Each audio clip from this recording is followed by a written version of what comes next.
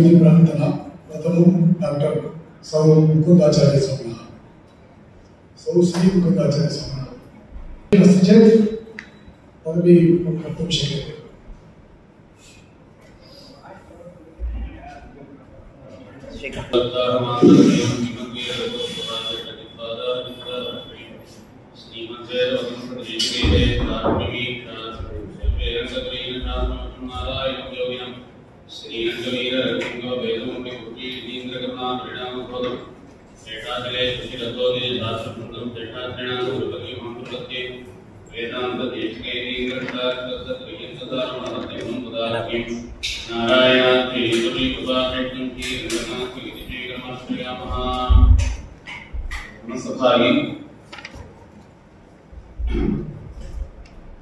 संदर्भे अहं मानवीयस्य श्लोकवार्तिके पातञ्जलियोगदर्शने परिणामत्रयवादः इति शीर्षकमाधारीकृत्य मम वाक्यान्तरं करोमि।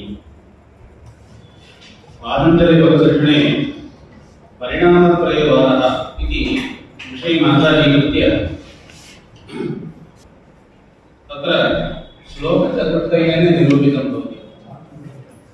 तथा निरोधश्च समाधिश्च तथैवैकाग्रतयश्च स्थूल मध्यम सूक्ष्माख्याः परिणामाः स्युतान्तराः। निरोधश्च समाधिश्च तथैवैकाग्रतयश्च स्थूल मध्यम सूक्ष्माः स्युतान्तराः इति।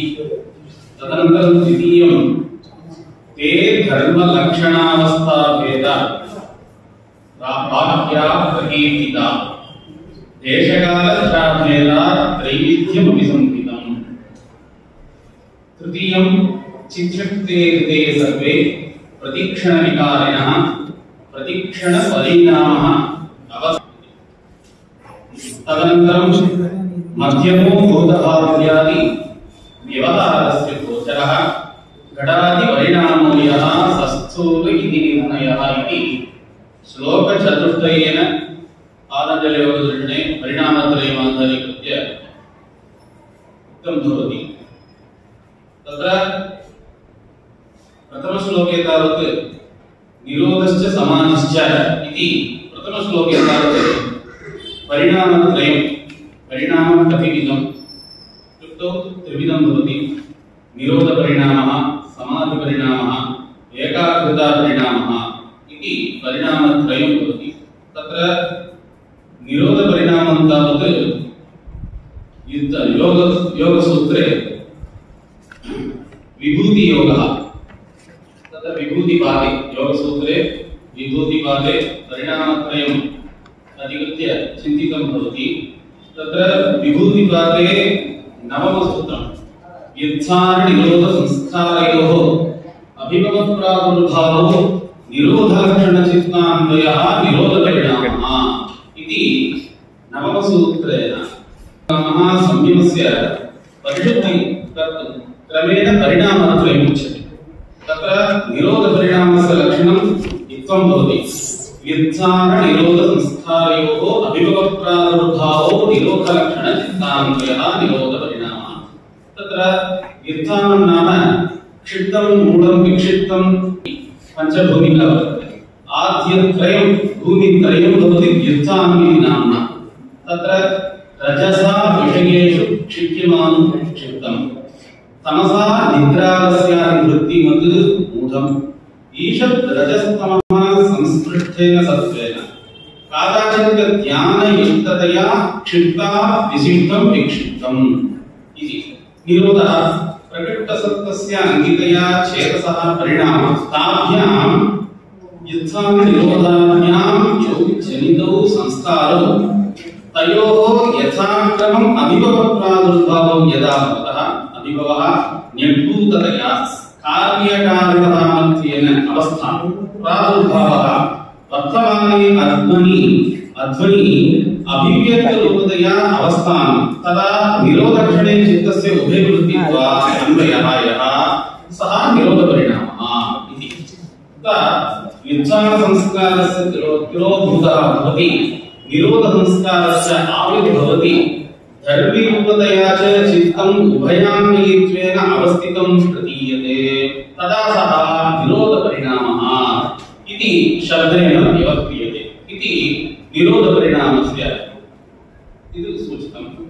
तदनन्तरं दशमसूत्रेण तत्र विच्छानसंस्कार अभिभवे निरोधसंस्कार प्रादुर्भावे च चित्तस्य कीदृशः परिणामः इति चेत् तत्रोच्यते दशमसूत्रेण तस्य प्रशान्तवादिता संस्कारात् इति दशमसूत्रे निरोधपरिणामस्य फलं सूचितं भवति दशमसूत्रेण।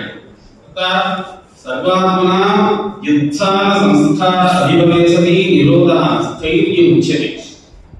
प्रतिक्षणं परिणामिनो हि भावात् कृते चित्तशक्ते इति न्यायेन चित्तस्य सर्वदा परिणामप्रवाहो कर्तव्यः। तत्र यद्धितचित्तस्य वृत्तिप्रवाहः स्फुटः निरुद्धचित्तस्य कथम् इति चेत् तत्रोच्यते यदा संविद आध्यात्मिकप्रक्षेपे वह्निः उत्तरोत्तरवृद्ध्या प्रज्वलति समितादिप्रक्षेपे प्रथमक्षणे किञ्चित् श्राम्यति उत्तरोत्तरक्षणे शान्तिः वर्धते।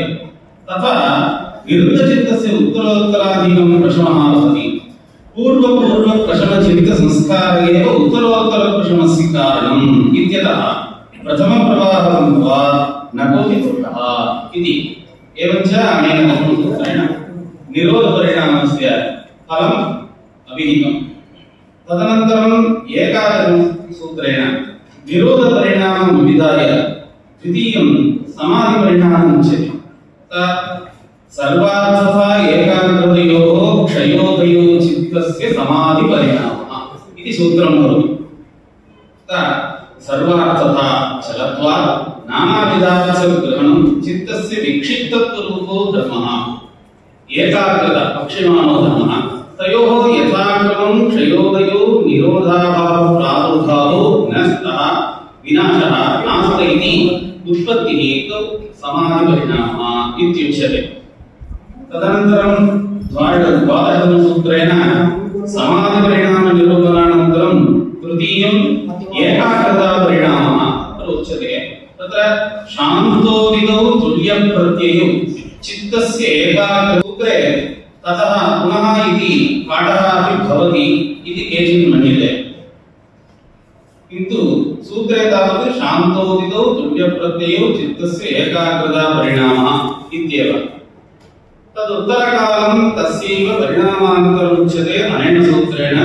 ततः सर्वार्थतायाः निःशेषतः क्षये सति शान्तोदितौ विनष्टोत्पत्तौ तुल्यप्रत्ययौ एकाकारप्रत्यये चित्तस्य एकाग्रताकालिकः परिणामः इत्युच्यते। सजातीय एकः नश्यति अपरः उत्पद्यते इत्येवं रूपतः इत्यर्थः। अतः शान्तोदितः उदितः वर्तमानः प्रत्ययः चित्तप्रत्ययः अतीतः प्रत्ययः यं पदार्थं गृह्णाति तमेव च उदितोऽपि गृह्णीय तदादौ तुल्यौ भवतः तादृशचित्तपरिणामः एकाग्रतापरिणामः इत्युच्यते।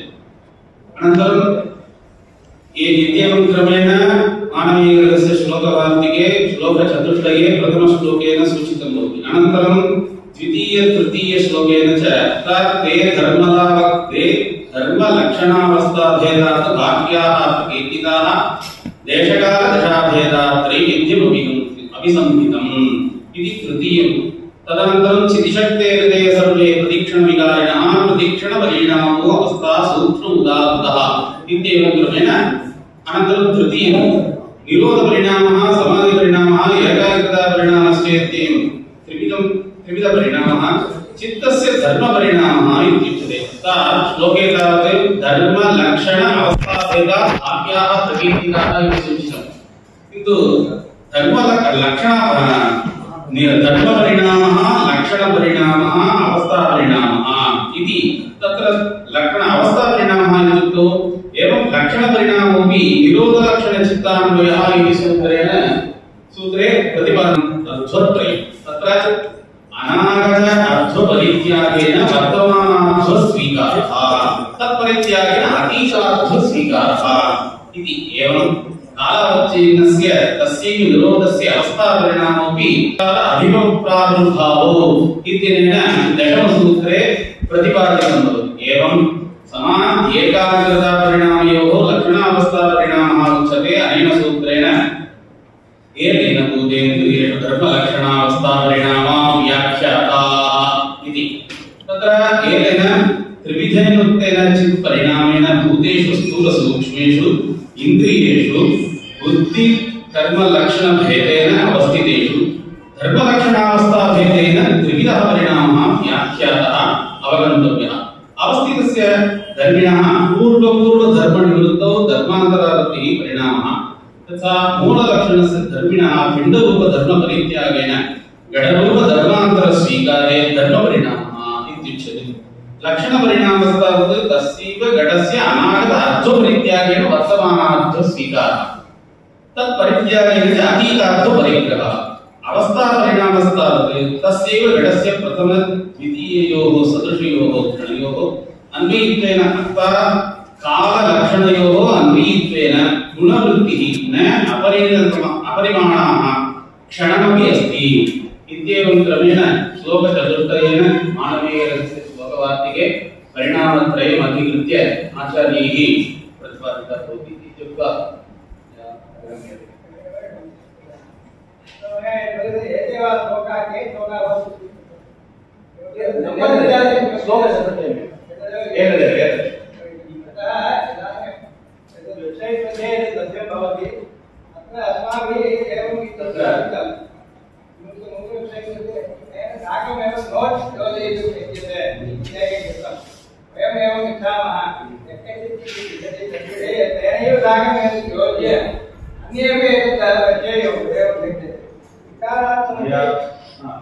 योगसूत्रे किमुक्तं तदाधारीकृत्य श्लोकार्थवर्णनं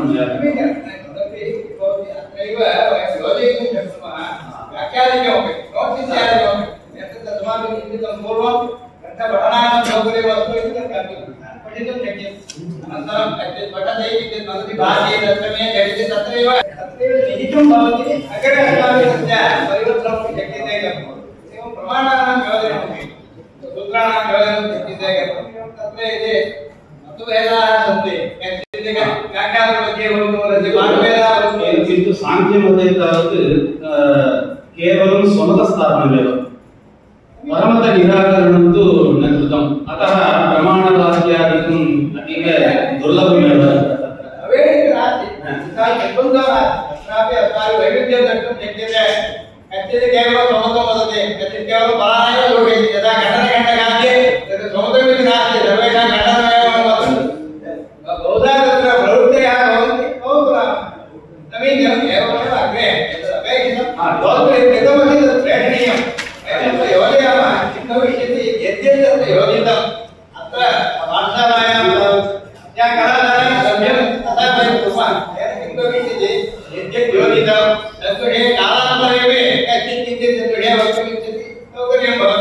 अत्र अद्य